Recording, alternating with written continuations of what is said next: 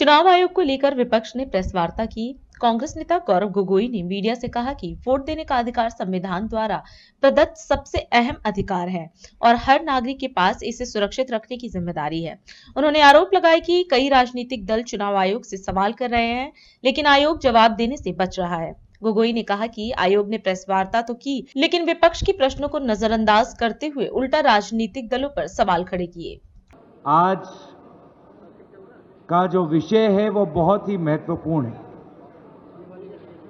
जो वोट देने का अधिकार है वो संविधान में उल्लेखित सबसे महत्वपूर्ण अधिकार है जो एक आम नागरिक के पास होता है। और अगर हमारी लोकतंत्र जीवित है तो वो सिर्फ इस आम नागरिक के वोट देने के अधिकार पर निर्भर है। इस अधिकार का संरक्षक केंद्र चुनाव आयोग है, जो एक संवैधानिक संस्था है। लेकिन हम देख रहे हैं कि जिस प्रकार से कई महत्वपूर्ण सवाल भारत के विभिन्न राजनीतिक दल केंद्रीय निर्वाचन आयोग से पूछ रहे हैं, उन सवालों का उत्तर केंद्रीय निर्वाचन आयोग नहीं दे पा रहा और अपनी जिम्मेवारी से भागने की कोशिश कर रहा है। हाल में ही सुप्रीम कोर्ट का एक राय आया बिहार के एसआईआर के संदर्भ में। उस राय में केंद्रीय चुनाव आयोग ने जितने भी बात रखे, सारे महत्वपूर्ण बातों को सुप्रीम कोर्ट ने नकारा।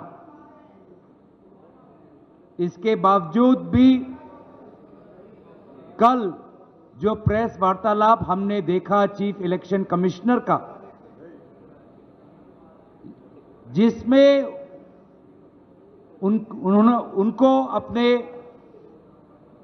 चुनाव आयोग की कमजोरियां बतानी थी और विपक्ष के जायज सवालों का उत्तर देना था, उत्तर देने के बावजूद या उत्तर देने के विपरीत उन्होंने कल अपने प्रेस वार्तालाप में राजनीतिक दलों पर सवाल उठाया और एक प्रकार से राजनीतिक दलों पर आक्रमण किया। जबकि बेहतर ये होता कि वे ये बताते कि ये एसआईआर प्रोसेस इतनी हड़बड़ी में, इतनी जल्दबाजी में क्यों कर रहे हैं, जब बिहार में निर्वाचन सिर्फ 3 महीने बाद है। बिना विभिन्न विपक्षी दलों के साथ चर्चा किए हुए क्यों केंद्र चुनाव आयोग हड़बड़ी में एसआईआर वहां पर इंप्लीमेंट कर रही है, इस प्रश्न को लेकर वो मौन थे।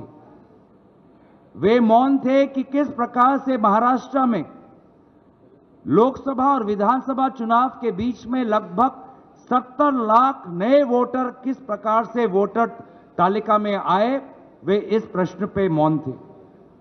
वे इस प्रश्न पे मौन थे कि क्यों केंद्र चुनाव आयोग ने यह निर्णय लिया कि पोलिंग बूथ पर जो सीसीटीवी फुटेज कैप्चर होता है वो 45 डेज के बाद उसको डिलीट किया जाएगा।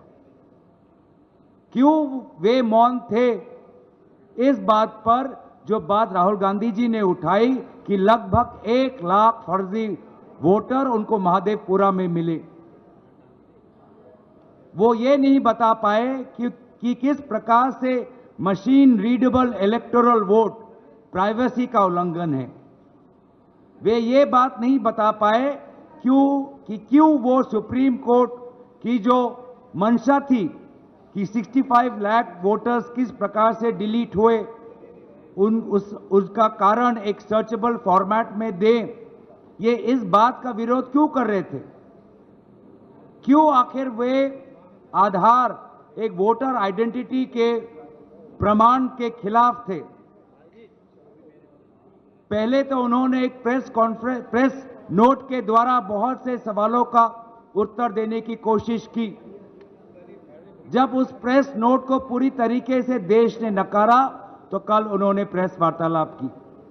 लेकिन प्रेस वार्तालाप में जो उनकी संवैधानिक कर्तव्य है कि एक निष्पक्ष चुनाव हो, फ्री एंड फेयर इलेक्शन हो, उन्होंने पूरी तरीके से अपने इस जिम्मेवारी को नकारा। और इसीलिए साफ साफ जाहिर होता है कि अब चुनाव आयोग ऐसे कुछ अफसरों के कमान में हैं जो निष्पक्ष नहीं, साफ साफ एक पक्ष लेते हैं।